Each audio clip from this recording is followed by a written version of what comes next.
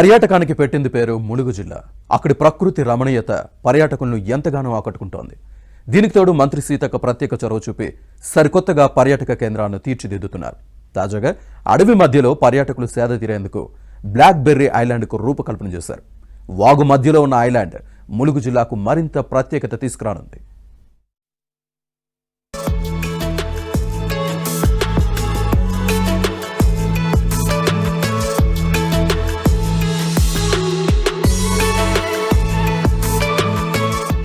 పర్యాటకంగా అభివృద్ధి చెందుతున్న ములుగు జిల్లా మరో ఆవిష్కరణకు సిద్ధమైంది. అడవి మధ్యలో పర్యాటకులు సేద తీరేందుకు ఐలాండ్ ను ఏర్పాటు చేశారు.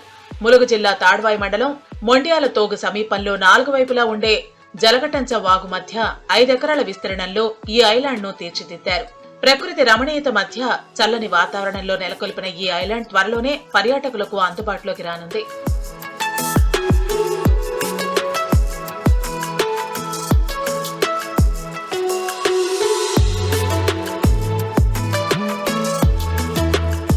పర్యాటకులు రాత్రి బస చేసేందుకు ఈ దీవిలో 50 ఆధునిక గుడారాలు ఏర్పాటు చేశారు.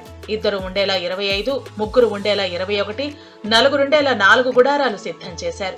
ఓ ప్రైవేట్ సంస్థకు నీటి నిర్వహణ అప్పగించారు. గుడారాలను బట్టి ఒక్కో వ్యక్తికి రోజుకు 1500 రూపాయలకు తగ్గకుండా ఛార్జీలు ఉన్నాయి. దీవిలో రాత్రంతా విడిది చేసే పర్యాటకులు ఇబ్బంది పడకుండా ఉండేందుకు సోలార్ విద్యుత్ సదుపాయం కల్పించారు. ప్రకృతి ఒడిలో గడిపేందుకు వచ్చిన పర్యాటకుల ఇష్టాల మేరకు భోజనం తయారు చేసి వడ్డించేందుకు రెస్టారెంట్ ఏర్పాటు చేశారు. తెలంగాణ, ఉత్తర భారతీయ వంటకాలు చేసే చెఫ్లను సైతం నియమించారు. ఆడుకునేందుకు బీచ్ వాలీబాల్ తరహాలో కోర్టులు, షటిల్ కోర్టులు ఏర్పాటు చేశారు. చుట్టూ ప్రవహించే జలగటంచ వాగు నీటిలో చిన్నారులు ఆటలాడుకునేందుకు సైతం ఏర్పాట్లు చేస్తున్నారు.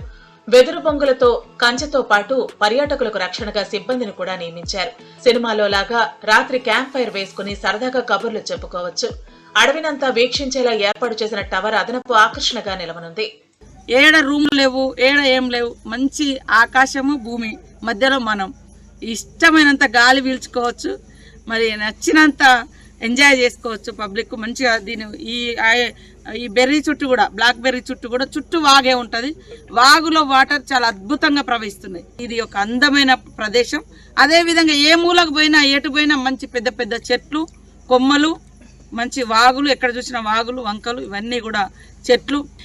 ఇటు దేవాలయాలు ఉంటాయి, ఇటు ప్రకృతి సహజంగా ఉండేటువంటి ఐలాండ్స్, వాటరు, అదే విధంగా మనకు బోటింగ్, ఇంకా చిన్న చిన్న ఈ టూరిజం స్పాట్స్ కూడా, ప్లేసెస్ కూడా తొందరలోనే మేము ఎక్స్పోజ్ చేస్తాం. ఇదే తాడ్వాయి అడవుల్లో ఇంకా పురాతనమైనటువంటి గుహలు ఉన్నాయి, వాటిని బయటికి తీసుకొస్తాం. అటు ములుగు నుంచి అటు రాయనగూడెం దగ్గర, కొత్తూరు రాయనగూడెం సైడ్ పోతే ఆ గుట్టల మీద మరి 700 ఏళ్ల నాటి గుహలు కూడా, ఒక దేవాలయం కూడా, అది కూడా లక్ష్మీనరసింహ దేవుని గుట్ట మీద కూడా మరి మన పూర్వీకులు ఎప్పుడో 100 సంవత్సరాల క్రితం వాడినటువంటి గుహలు ఒక దేవుడు గుడి రూపంలో కూడా ఉంది. అది కూడా డెవలప్ చేస్తాం. ఇటు హైదరాబాద్, అటు ఏపీ నుంచి బస్సుల్లో నేరుగా చేరుకోవచ్చు. హైదరాబాద్ నుంచి ఏటూరు, నాగారం, మంగపేట, భద్రాచలం వైపు వచ్చే బస్సుల్లో పస్రా వద్ద దిగాలి. ఆంధ్రప్రదేశ్ నుంచి భద్రాచలంలో దిగి అక్కడి నుంచి హైదరాబాద్, వరంగల్, హన్మకొండ బస్సుల్లో రావచ్చు. హైదరాబాద్ నుంచి సుమారు 220 కిలోమీటర్ల దూరంలో ఉంటుంది. దేవిలో బస చేసేందుకు పర్యాటక శాఖ యాప్ నుంచి బుక్ చేసుకోవచ్చు. ప్రత్యేక వెబ్సైట్ కూడా రూపొందిస్తున్నారు. ఇప్పటికే పర్యాటకంగా ఆకట్టుకుంటున్న ములుగు జిల్లాకు ఈ ఐలాండ్ మరో మణిహారంగా నిలవనుంది.